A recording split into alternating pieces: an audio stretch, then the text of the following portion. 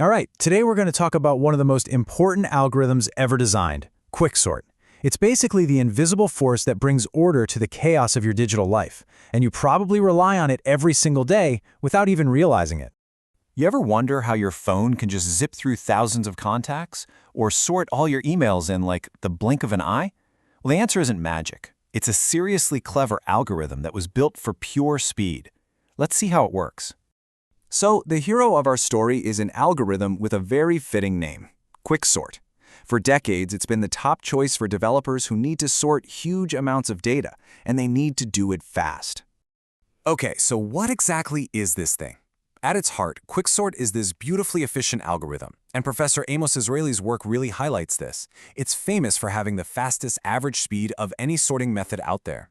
It's also an in-place algorithm. Now that's just a fancy way of saying it doesn't need to create a whole new copy of your data to sort it, which saves a ton of precious memory. Its secret weapon is a strategy of breaking the data down over and over again. But here's where the real drama of Quicksort comes in. On the one hand, its average speed is just phenomenal. And it's actually pretty simple to code. But on the other hand, it has this one major vulnerability, a worst-case scenario where its performance just completely falls apart.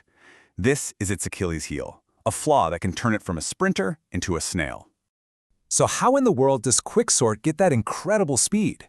Well, it all comes down to a really powerful classic strategy, divide and conquer. The idea is actually super simple but profound. Instead of trying to sort one giant messy list all at once, Quicksort is smart. It breaks that big problem down into smaller, much more manageable subproblems, and it just keeps breaking them down again and again, that's the recursive part, until the problems get so tiny that they're basically effortless to solve. This whole strategy plays out in 3 key steps. First, you pick a pivot. That can be any element from the list. Second, you partition the list around that pivot. And third, you conquer by just doing the exact same quicksort process on the 2 smaller sections you just created. This image just perfectly shows the main event. You can see the Hebrew text from the original lecture notes pointing out the 2 groups that are being formed. The whole point is to get to this state, a pivot element sitting there with a group of smaller numbers to its left and a group of larger numbers to its right.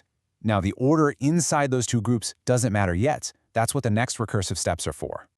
So let's zoom in on that partition step, because this is really the heart and soul of the Quicksort algorithm.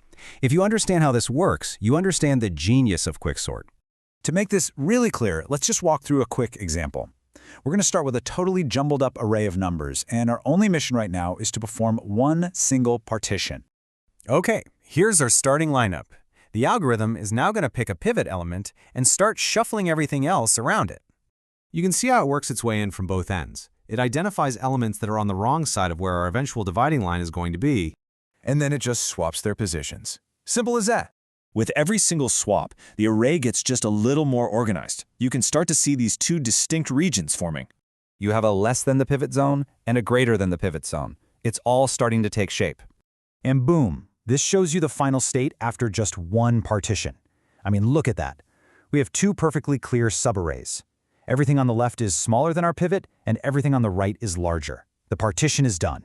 Now, Quicksort would just call itself on each of these 2 new, smaller lists.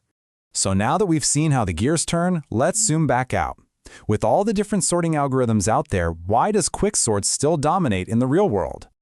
This slide really gets to the core of it. In the average case, which is what happens pretty much all the time, Quicksort's performance is what we call theta of n log n. You don't need to worry about the math. Just know that n log n is incredibly fast. But in that rare worst case, its performance drops to theta of n squared, which is significantly slower. We're talking as slow as famously bad methods like bubble sort. So here's the crucial point. Developers are making a calculated bet. They're betting that the disastrous worst-case scenario is so unlikely to ever happen that it's worth the risk just to get Quicksort's amazing average case speed. And for most applications, that bet pays off, big time. And here's a key insight from Professor Israeli explaining why. Unlike other fast algorithms like merge sort, which have to move every single element around, Quicksort, on average, only has to move about half of them. This really practical, in-place shuffling is what gives it such a big advantage in real-world performance. So it leaves us with a question that goes way beyond just code. Is extreme average speed worth the risk, no matter how small, of a complete disaster? It's a trade-off engineers have to make every single day. Thanks for joining us for this deep dive.